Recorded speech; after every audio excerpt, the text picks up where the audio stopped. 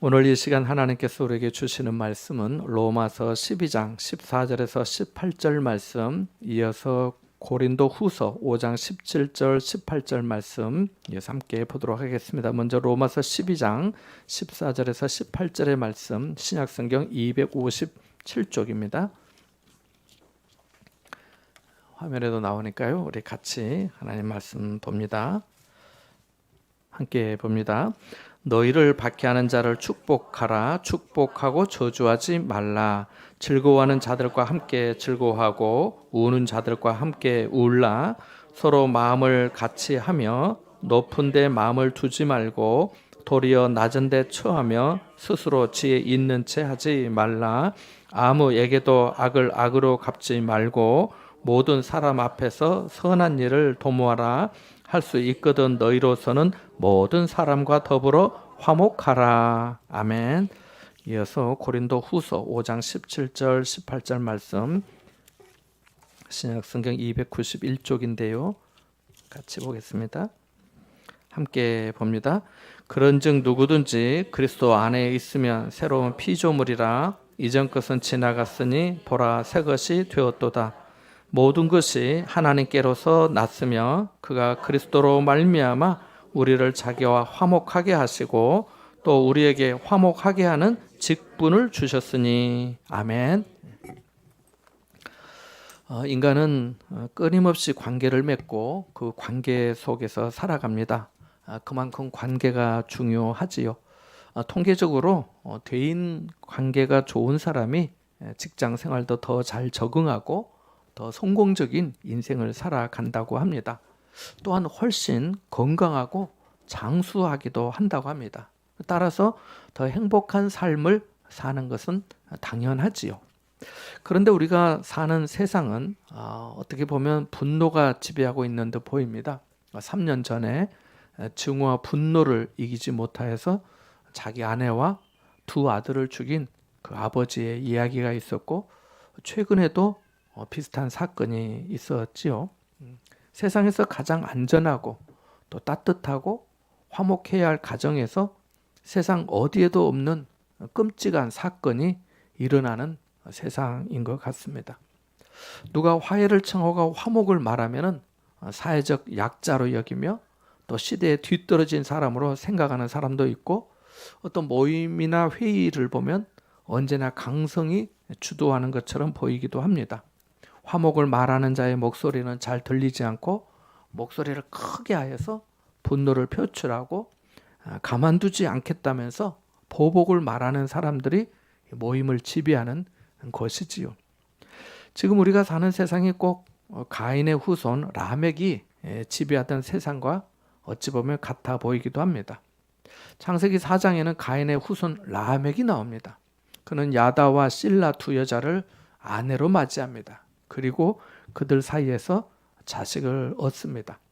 아들 야발을 통하여 라멕은 많은 가축을 갖게 됩니다. 얼마나 가축이 많았는지 성경은 그가 가축 치는 자의 조상이 되었다고 말하고 있습니다. 그리고 다른 아들 두발 가인을 통해서는 구리와 새로 만든 많은 무기를 갖게 되었습니다. 이것은 이제 그가 부유하고 강력한 힘을 얻게 되었다는 것을 의미하죠. 그런데 창세기 4장 23절에 보면 라멕이 이렇게 말합니다. 라멕의 아내들이여 내 말을 들으라. 두 여자에게 말하는 거죠. 당신들 내 말을 들으시오 하면서 하는 말이, 나의 상처로 말미암아 내가 사람을 죽였고 나의 상함으로 말미암아 소년을 죽였도다 라고 합니다. 라멕은 자신의 몸에 상처를 입힌 소년, 즉 젊은이를 죽였다고 합니다. 라멕은 자신에게 상처를 준 소년에게 상처 주는 정도로 끝낸 게 아니라 전도 유망한 소년을 죽인 겁니다. 용서와 화해보다 분노와 증오와 과도한 복수를 스스로 한 거지요. 놀라운 것은 자신의 이러한 복수를 부끄럽게 생각하지 않고 오히려 정당화하고 영웅시하고 있다는 겁니다. 창세기 4장 24절에 그가 가인을 위하여는 벌이 7배 1진데 라멕을 위하여는 벌이 77배 1호다 라고 하거든요. 이 구절이 다른 성경에는 이렇게 번역이 되어 있습니다. 한번 경청해 보시겠습니까? 가인을 해친 사람이 7갑절로 보복을 받는다면 라멕을 해치는 사람은 77갑절로 보복을 받으리라고 말입니다. 라멕 자신을 누가 건들거나 상처를 입힌다면은 77배의 보복이 있을 거라는 거죠. 그는 가인을 향하신 하나님의 자비와 긍휼을 자신에게 적용하여서 잔인한 복수의 논리를 내세우며 하나님을 모독한 것입니다. 우리 시대에 일어나는 끔찍한 사건들 속을 들여다보면은 사실 이런 말과 감정이 담겨 있는 것 아니겠습니까? 어떤 사람들은 자신의 분노를 부끄럽게 생각하는 것이 아니라 도리어 정당화하고 영웅시하려는 경향이 있으니까요. 분을 내고 자신에게 상처 준 사람들에게 어떻게든 복수하려는 거잖아요. 그런데 하나님은 우리에게 모든 사람과 더불어 화목하라 이렇게 말씀하십니다. 함께 본문 18절 말씀, 로마서 12장 18절 말씀을 한번 읽어볼까요? 로마서 12장 18절의 말씀입니다. 같이 봅니다. 할 수 있거든 너희로서는 모든 사람과 더불어 화목하라. 아멘. 우리는 모든 사람과 화목해야 합니다. 참으로 근사하고 좋은 말이지만 결코 쉬운 일이 아니지요. 우리가 화목해야 할 대상 중에는 정말 껄끄럽고 어려운 사람들이 많기 때문입니다. 내가 좋아하는 사람, 나를 이해해 주는 사람, 내게 호의적인 사람과 화목하는 것은 누가 못하겠습니까? 그런데 성경은 모든 사람과 더불어 화목하라고 말씀하십니다. 이 모든 사람은 누구를 말할까요? 함께 14절 말씀을 한번 읽어보겠습니다. 14절입니다. 너희를 박해하는 자를 축복하라. 축복하고 저주하지 말라. 아멘. 그리고 19절도 한번 읽어보겠습니다. 시작. 내 사랑하는 자들아 너희가 원수를 갚지 말고 하나님의 진노하심 맡기라 이렇게 말씀하고 있습니다. 그래서 우리가 화목해야 할 사람 중에는 우리를 박해하고 끊임없이 미워하며 대적하는 원수 같은 사람들도 있습니다. 분노로 모함하고 악의적인 말로 상처를 입힌 사람도 있습니다. 그런데 하나님은 그런 사람과도 더불어서 화목하라고 말씀하신 겁니다. 하지만 화목은 더불어 해야 하기 때문에 여기 말씀을 주의해서 보면은 18절 말씀의 앞에 단서가 있습니다. 할 수 있거든 이라는 유보 조항을 두셨습니다. 이 말씀은 모든 사람으로 더불어 화목해야 하지만 상황이 허락하지 않을 때도 있다는 의미죠. 나는 어떻게든 풀어보려고 하고 잘 지내려고 노력하지만은 때로는 노력만으로는 이 화목이 불가능할 때가 있는 줄 알기 때문입니다. 예를 들어서 지금의 이 남북 관계를 생각해 봐도 그렇습니다. 그동안 우리는 남북의 화해를 위해서 많은 노력을 했습니다. 소도 보내고 내가 보낸 건 아니지만 소도 보내고 쌀도 보내고 많은 물자를 보내고 금강산 관광을 하고 개성공단을 조성하여서 거기에 기업들이 공장을 세우고 북한 주민들을 근로자로 고용해서 피차간의 경제적인 이익을 공유하는 것만이 아니라 그것을 토대로 남북 간의 경제발전과 화해를 통해서 더욱더 가까워지려 했습니다. 상호 간의 이해를 높임으로 당장은 아니라도 차차 민족의 동질성을 확인하면서 세계 속에 위대한 대한민국이 되고 싶었습니다. 하지만 북한이 어떻게 나왔습니까? 우리의 희망과 달리 연평도 도발을 감행하고 천안함을 폭침하여서 많은 사람의 목숨을 빼앗아갔습니다. 거기서 끝나지 않고 계속해서 핵실험과 대륙간 탄도미사일 발사시험을 하고 있습니다. 결국 이런저런 일이 계속되면서 개성공단은 문을 닫고 이제는 기업이 세웠던 공장과 상주했던 건물까지 폭파하여서 없어지고 말았습니다. 우리는 남북 화해와 평화를 원하지만 북한의 무력 도발로 상생과 화해는 사라지고 금방 전쟁이 일어나도 이상하지 않는 일촉즉발의 상태가 계속되고 있습니다. 이처럼 우리의 의지와 노력만으로 화목할 수 없는 부분이 있는데 또 있습니다. 그것은 바로 신앙의 경계선, 진리의 문제입니다. 우리는 모든 사람으로 더불어 화목하기를 원하지만 진리를 타협하면서까지 화목할 수는 없습니다. 하나님의 뜻을 거스르면서까지 화목할 수는 없는 것이죠. 그렇게 한다면은 어느 순간 진리는 비진리의 희석이 되어서 진리는 더 이상 진리가 아니게 되기 때문입니다. 순금에 다른 불순물을 섞으면 순금이라 할 수 없는 것과 마찬가지지요. 지금도 세상에 많은 사람이 가정의 평화와 공동체의 화목과 개인의 입신 양명을 위해서 기독교 신앙을 버릴 것을 믿는 자들에게 말하기도 합니다. 어떤 이들은 느슨한 신앙생활을 요구하기도 합니다. 믿기는 믿지만은 안 믿는 것처럼 두루두루 잘 지낼 것을 요청하는 거지요. 아마 여러분도 이런 경험이 있으셨을 겁니다. 교회 다닌다고 너무 티내지 마라. 대충 믿어. 내가 아는 사람도 적당히 믿더라. 너만 유난 떨지 마. 하는 말입니다. 만일 그렇다면 우리의 믿음은 물에 간장을 탄 것처럼 맛이 이상한 신앙이 되고 말 것입니다. 그러한 이유로 진리를 배척해서는 안 됩니다. 그래서 이런 이유 때문에 본문에 할 수 있거든이라는 유보 조항이 들어간 겁니다. 이제 고린도후서 5장 18절 말씀을 한번 읽어볼까요? 고린도후서 5장 18절의 말씀입니다. 같이 읽어봅니다. 시작. 모든 것이 하나님께로서 났으며 그가 그리스도로 말미암아 우리를 자기와 화목하게 하시고 또 우리에게 화목하게 하는 직분을 주셨으니. 아멘. 우리가 모든 사람과 더불어 화목해야 하는 것은 하나님이 우리에게 화목하게 하는 직분을 주셨기 때문입니다. 허물과 죄로 죽었던 우리를 예수님으로 인하여 하나님과 화목하게 된 사람으로 은혜를 베풀어 주셨습니다.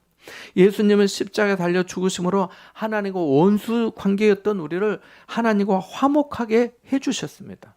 하나님은 예수 그리스도를 믿는 우리 모두에게 그렇게 화목하게 해주실 뿐만 아니라 화목하게 하는 직분도 주셨습니다. 그것은 교회의 어떤 직분보다도 더욱더 중요합니다. 우리가 목사가 아니고 장로가 아니고 권사가 아니고 집사가 아니어도 우리는 모두 화목하게 하는 자의 직분을 받았다는 것입니다. 모두 화목하게 하는 자라는 배지를 가슴에 달고 팔에 완장을 찬 것입니다. 그러므로 우리는 이 직분을 사명으로 알고 잘 감당해야 합니다. 할 수만 있는 대로, 할 수 있는 대로 최선을 다해서 모든 사람과 더불어 화목해야 합니다. 성도 간에도 그래야 하고 이웃과의 관계에서도 화평해야 합니다. 언젠가도 말씀드렸지만 전에 제가 부목사로 있었던 부산진교에서 신방가면서 어느 집사님 집을 찾는데 못 찾아가지고 옆에 사람 그 근처에 이 평상에 나와 있는 어른분들에게 물어보니까 누구 댁이 혹시 이 근처 어딜까요? 그랬더니 그 욕자라는 집사. 욕자라는 집사. 단번에 욕자라는 집사 그러는 거예요. 그래 내가 얼굴이 화끈거려가지고 2번을 못 물어보겠더라고. 예수 믿는 사람들이 화해를 잘 안 하는 경우가 있습니다. 예수님을 믿지 않는 사람들도 다투고 난 후에는 서로 마주보고 화해의 악수를 청하잖아요. 맨정신으로 하기가 힘들면은 술을 마시고 하기도 하잖아요. 화해 없이 살아가는 것보다 화해하는 편이 더 마음 편하기 때문이지요.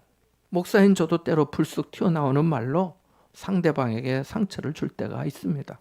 그러면 금방 용서를 구하고 화해를 청합니다. 사실 목사로서 그렇게 말하는 것도 때로 쉽지 않을 때가 있습니다. 그러나 제가 화해를 청하지 않으면 제 마음에 짐이 되고 기도가 막히니까 화해를 하려 합니다. 주님은 분명히 내가 너희에게 화목하게 하는 직분을 주었다. 내가 십자가에서 너의 모든 막힌 담을 헐어놓았으니 너도 모든 사람과 더불어 화목하라고 말씀하십니다. 예수님이 산상수훈에서도 말씀하시기를 화평하게 하는 자는 복이 있나니 그들이 하나님의 아들이라 일컬음을 받을 것이며 라고 하셨잖아요. 우리를 평화를 만들어가는 피스메이커가 우리가 되어야지 문제를 일으키는 트러블 메이커가 되어서는 안 될 것입니다. 여러분의 가정에서, 직장에서, 여러분이 만나는 모든 사람들의 모임에서, 그리고 교회에서 언제 어디서나 평화를 만드는 사람이 되시기를 바랍니다. 덕을 세우는 일입니다. 그것이 긴장 관계를 조성하는 것이 아니라 긴장을 완화시키고 얼굴에 미소를 만들어주는 그런 사람 말입니다. 사실 사람들과 좋은 관계를 맺고 사는 것이 생각처럼 쉽지 않음을 저도 잘 알고 있습니다. 가까이 다가가도 멀어지는 사람이 있는가 하면은 적당한 거리를 두고 싶지만 훅 들어올 때도 있으니까요. 관계는 나 혼자만의 일이 아니잖아요. 서로 감정과 생각과 이 자존심을 내려놓아야 더 좋은 관계로 발전할 수 있기 때문입니다. 오늘 성경은 우리에게 모든 사람과 더불어 화목하라고 하셨는데요. 구체적으로 어떻게 하면 그럴 수 있을까요? 몇 가지 생각해 보고자 합니다. 첫째로 화목하려고 하면 축복하고 저주하지 말아야 합니다. 뭐하고 뭐하지는 말라고요? 축복하고 저주하지 말아야 합니다. 그렇습니다. 축복하고 저주하지 말아야 합니다. 14절 말씀을 한번 읽어볼까요? 같이 봅니다. 너희를 박해하는 자를 축복하라. 축복하고 저주하지 말라. 아멘. 이 축복이라는 단어가 이게 라틴어에서는 베네딕시오라고 하는데요. 이 단어는 좋게 그리고 또 말하다라고 하는 말이 결합된 합성어입니다. 그러니까 축복은 상대방에게 좋게 말하는 겁니다. 어떻게 말하는 거라고요? 좋게 말하는 거. 좋게 말하는 거. 이게 축복이에요. 우리도 그런 말 하잖아요. 사람이 말을 좋게 해야지라고 하는데 이 좋게 말하는 거, 긍정적으로 말하는 것이 축복입니다. 근데 본문에 축복하라, 축복하고라는 말이 2번이나 연속 나옵니다. 이것은 좋게 말하고 또 좋게 말하라는 것입니다. 우리가 누가 내게 좋게 말해주면 좋아요, 안 좋아요? 좋은 거잖아요. 축복을 받은 겁니다. 세상에서 사람 간에도 말을 좋게 하면 말하는 내 마음도 좋고 상대방도 기분이 좋습니다. 그러다 보면 인정과 신뢰를 받고 칭찬을 받게 되죠. 그런데 믿는 사람의 말은 좀 더 생각해 보면 차원이 다릅니다. 왜냐하면 믿는 사람의 말에 하나님의 은혜와 역사가 임하기 때문입니다. 우리 입술의 권세를 하나님께서 우리에게 주셔서 좋은 말을 할 때 그 복이 상대방에게 임하기 때문입니다. 만일 상대방이 받을 만한 그릇이 못 되면 어떻게 될까요? 그러면 그 말이 내게로 돌아옵니다. 누구에게 돌아온다고요? 내게 돌아오는. 그러니까 믿음의 사람은 아무 손해가 없습니다. 하나님의 말씀대로 축복하고 축복하면 그 상대방에게 임할 것이고 혹 그 상대방이 받을 만하지 못한다면 그 복이 내게 오니까요. 그러니까 여러분 축복하는 사람 되시기를 바랍니다. 그런데 안 그런 사람들이 더러 있습니다. 축복보다 저주를 퍼붓는 사람도 있거든요. 1980년대 이란의 이슬람교 지도자 호메니가 전 세계 이슬람교 신도들을 향해서 이런 명령을 내렸습니다. 여러분, 원수인 레이건이 죽도록 저주의 기도를 하세요라고 말입니다. 레이건 대통령이 이란에 대해서 적대적인 입장을 취했기 때문에 레이건 대통령이 죽도록 저주의 기도를 하라고 말한 것입니다. 조선 왕조 말기 명성 왕후도 시아버지인 대원군이 빨리 죽도록 무당을 데려와서 궁궐에서 구판을 벌이고 대원군의 이름을 써놓고 화산을 쏘면서까지 집요하게 시아버지를 저주했다고 합니다. 성경에도 모아와 발락도 뇌물을 발람 선지자 뇌물로 이 발람 선지자를 유혹하여서 이스라엘 백성에게 저주를 선언하라고 했잖아요. 이렇게 타락한 죄성을 가진 우리는 나를 미워하고 나에게 손해를 끼친 사람에 대하여 끊임없이 저주하려 합니다. 그러나 하나님의 사람인 우리는 그렇게 저주해서는 안 됩니다. 마음속으로도 꿈속에서라도 누군가를 저주해서는 안 됩니다. 우리의 축복이 어느 정도 어떤 사람에게까지 해야 하는지 기준을 말씀해 주는데요. 본문에 보니까 너희를 박해하는 자를 축복하라, 축복하고 저주하지 말라고 말합니다. 여러분, 박해를 받는다는 게 얼마나 고통스러운 일입니까? 어떤 사람이 나를 저기서 보다가도 외면하기만 하면, 제가 그런 얘기 전에 지금은 이제 하늘나라 가셨지만 어떤 권사님에게 들었어요. 목사님, 제가 이렇게 남포동에서 좌판해가지고 바구리에 달아 이렇게 뭐 좀 팔고 하면 제가 하면 사람들이 다 고개 돌려요. 저하고는 아무도 말을 하지 않아. 그렇게 하면서 계속 그 자리에 가서 장사를 한다는 게 너무너무 힘들었다는 거예요. 말을 안 걸어주니까. 말을 해도 안 들어주니까. 사람이 나를 외면하기만 해도 힘들고 비난하고 무시하는 말 한마디에도 섭섭하고 속이 상하고 심란한데 누군가가 의도적으로 그리고 강도를 높여가면서 억압하고 폭력을 행사하고 인격적으로 모멸감을 느끼게 하고 목숨을 위협하고 심지어 죽이기까지 한다면 어떻게 감당할 수 있겠습니까? 그럼에도 불구하고 박해하는 자를 축복하고 저주하지 말라고 말합니다. 로마 황제의 박해를 받았던 성도들이 정말 이 말씀을 지켰습니다. 박해하는 자들을 저주하지 않고 하나님을 알고 구원받게 되기를 축복하였으니까요. 아마 가정의 핍박을 이기며 신앙생활을 해오신 분들도 그러셨다고 믿습니다. 저도 교회 처음 다닐 때 그랬거든요. 저는 모태신앙이 아니고 해서 어려움이 좀 많았습니다. 우리에게는 축복권만 있지 저주권이 없습니다. 대신 하나님께서 하감해 주시기를 기도하는 거죠. 그래서 19절 말씀 이후에 보면은 내 사랑하는 자들아 너희가 친히 원수를 갚지 말고 하나님의 진노하심에 맡기라. 기록되었으되 원수 갚는 것이 내게 있으니 내가 갚으리라고 주께서 말씀하시니라고 한 것입니다. 뭐 우리가 주님 말씀하신 대로 축복만 그래도 마음이 힘들잖아요. 어떤 위로나 약속이 있어야 될 거 아니에요. 그래 하나님께서 이 말씀을 덧붙여 주신 거예요. 그래 내가 그 부분은 하나님이 알아서 해주실 거야 라고 말입니다. 둘째로 화목하기 위해서는 공감할 줄 알아야 합니다. 뭐 할 줄 알아야 되나? 공감. 함께 15절 말씀 읽어볼까요? 15절 같이 봅니다. 즐거워하는 자들과 함께 즐거워하고 우는 자들과 함께 울라. 아멘. 공감은 상대방의 감정과 입장의 마음을 같이 하는 겁니다. 즐거워하는 사람이 있으면 함께 즐거워하는 겁니다. 상대방이 왜 즐거워할까요? 기쁘고 감사한 마음이 있어 그렇겠지요. 뭐가 좋은 일이 있어 그렇겠지요. 삶의 소소한 행복이 있어 그렇겠지요. 항상 기뻐하라. 주 안에서 다시 말하노니 기뻐하라고 성경에서 말씀하셨기에 그렇겠지요. 내가 매일 기쁘게 순례길을 행하며 성령이 함께 계시기 때문에 그래서 또 기뻐하겠지요. 그래서 기뻐하고 즐거워하고 있으면 같이 즐거워하는 것입니다. 그런데 그렇지 않고 뭐가 좋아서 그렇게 웃냐고 하면서 그 즐거움을 깎아내리거나 그깟 일로 웃냐고 하면서 핀잔을 주면 어떻게 되겠습니까? 화목한 관계가 되기 어렵지 않겠습니까? 성도는 남이 잘 되고 웃을 때 배 아프다고 소화제 사 먹으면 안 됩니다. 또 우는 자들과 함께 울라고 말씀합니다. 사실 우리가 다 말을 안 하고 살아서 그렇지 이 마음속에 커튼을 살짝 이렇게 걷으면 슬픈 사연 없는 사람 없잖아요. 외로움이 있고 우울함이 있고 쓸쓸함이 있고 눈물이 있고 한숨이 있고 깊은 상처에 아픔이 있잖아요. 말세에 고통하는 때가 이를 것이라고 디모데후서 3장에 말씀합니다. 그래서 여러 가지를 말하는데 이때 나타나는 여러 가지 불의한 일 중에 하나가 뭔지 아세요? 무정한 것입니다.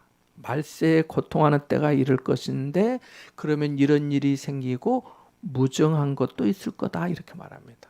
다른 사람이 웃든지 울든지 무슨 일을 겪고 당하든지 나와 상관없어 하는 거지요. 누가 보면 10장에 보면 어떤 사람이 강도를 만나서 거의 죽게 되었습니다. 누가 도와주지 않으면 죽을 위험에 처한 겁니다. 그런데 거기를 제사장이 지나갑니다. 레위인도 보고 그냥 지나갑니다. 뭐 한 거예요? 무정한 거 아닌가요? 뭐 당했든지 말든지 나는 내 갈 길 간다 그거 아니에요? 무정한 거죠. 대단하고 거창한 말을 해야 공감해 주는 거 아니잖아요. 어떤 때는 그냥 말없이 옆에만 있어줘도 위로가 되고 손만 잡아줘도 공감이 되잖아요. 따뜻한 눈빛으로 바라만 줘도 공감이 되잖아요. 은혜교회도 그렇잖아요. 지금까지 지내온 것을 생각해보면 모두 하나님의 은혜이고 함께 공감하는 이 공감이 있었기 때문 아니겠습니까? 공감의 출발이 뭐냐면 인사예요. 뭐라고요? 인사. 인사도 안 한 사람이 어느 날 갑자기 당신의 위로에 제가 함께 할게요. 뭐 이제까지 본 척도 안 하더니 이러지 않겠어요? 주일에 한 번씩 만나지만 인사 못한 사람 없이 서로 인사를 늘 나누시기 바랍니다. 그게 좋아요. 세 번째로 화목하기 위해서는 겸손해야 합니다. 같이 16절 말씀을 읽어볼까요? 16절 말씀 같이 읽어봅니다. 함께 봅니다. 서로 마음을 같이하며 높은 데 마음을 두지 말고 도리어 낮은 데 처하며 스스로 지혜 있는 채 하지 말라. 아멘. 중요한 말씀입니다. 어떻게 생각해 보면 다른 사람과 화목하기 위해 가장 지혜로운 방법이 겸손 아닌가 싶습니다.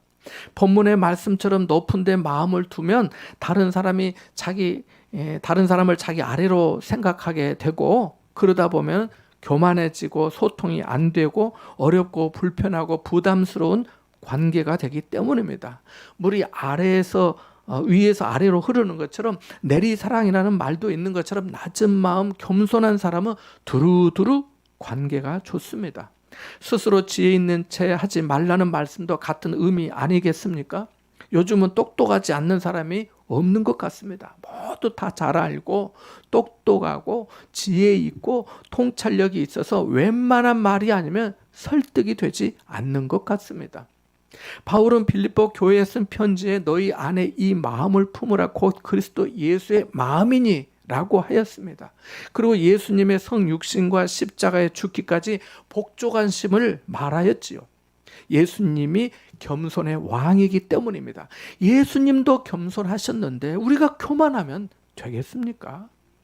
우리가 교만하면 화목하기 어려워요. 사람이 좀 겸손하고 부족한 면도 있어야 다른 사람과 관계가 원만하고 화목하게 되는 것입니다. 넷째로, 화목하기 위해서 선한 일을 도모해야 하겠습니다. 함께 17절 말씀을 읽어볼까요? 같이 봅니다.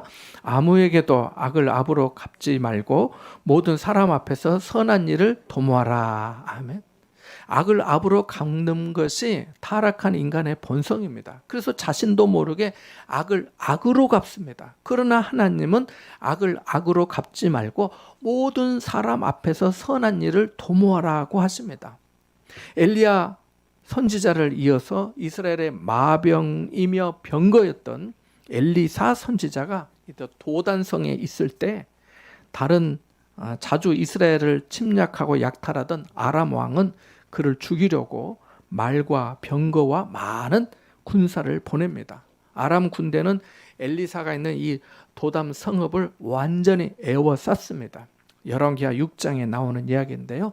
완전히 포위되었습니다. 그때 하나님은 그들의 눈을 어둡게 하셔서 이 어두운 채로 사마리아에 이르게 하십니다. 그러니까 아람 군대가 앞도 갑자기 못 보면서 북이스라엘의 수도인 사마리아에 이르게 된 것입니다.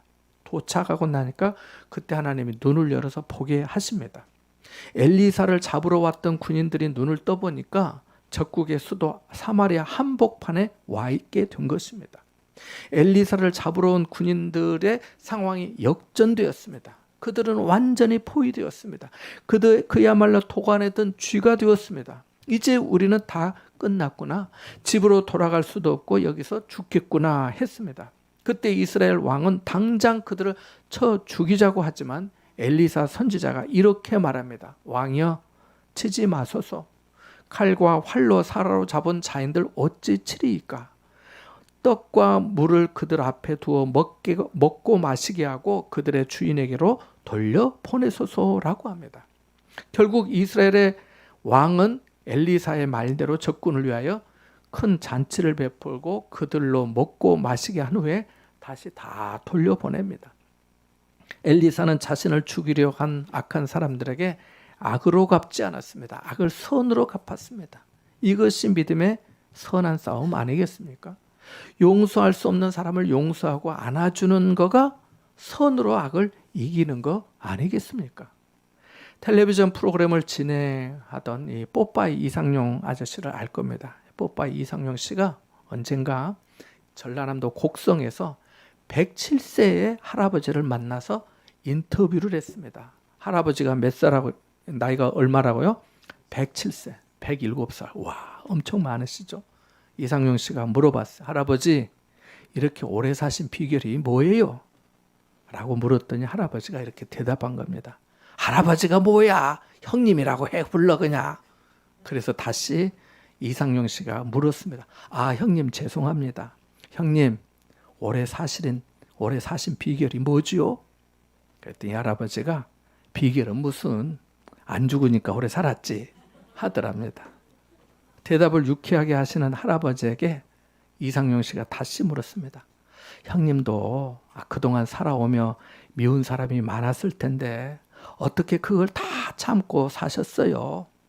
라고 했더니 할아버지가 뭐라고 대답하냐면 이렇게 대답을 하더랍니다. 그래, 미운 사람들도 있었지. 하지만 그냥 내버려 뒀어. 그랬더니 지들이 다 알아서 89살 되어서 다 죽던데 뭘. 미운 사람도 그냥 미운 사람이 있어도 그냥 즐겁게 오래 살면 돼. 절대 화내지 마. 화가 날 때는 그냥 웃어버려. 하하하하. 이렇게 말이야. 라고 대답을 하더랍니다. 사랑하는 여러분, 우리가 그리스도 안에서 새로운 피조물이 되었습니다. 이전 것은 지나갔습니다. 그래서 할 수 있는 대로 모든 사람과 더불어 화평해야 합니다. 그래야 할 때 우리 안에서 생명의 주님이 더욱 따뜻하고 강력하게 증거될 줄 믿습니다. 이와 같은 은혜가 여러분과 함께 하시기를 축원합니다. 잠시 말씀을 생각하며 기도하겠습니다.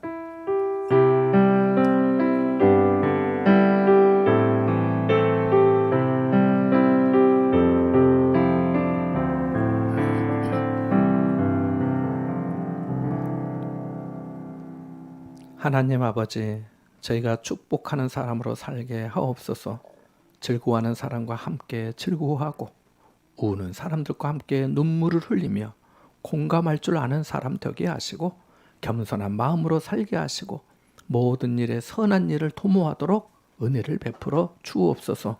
화목하게 하는 직분을 감당할 수 있도록 성령께서 은혜를 더해 주옵소서. 예수님의 이름으로 기도하옵나이다. 아멘.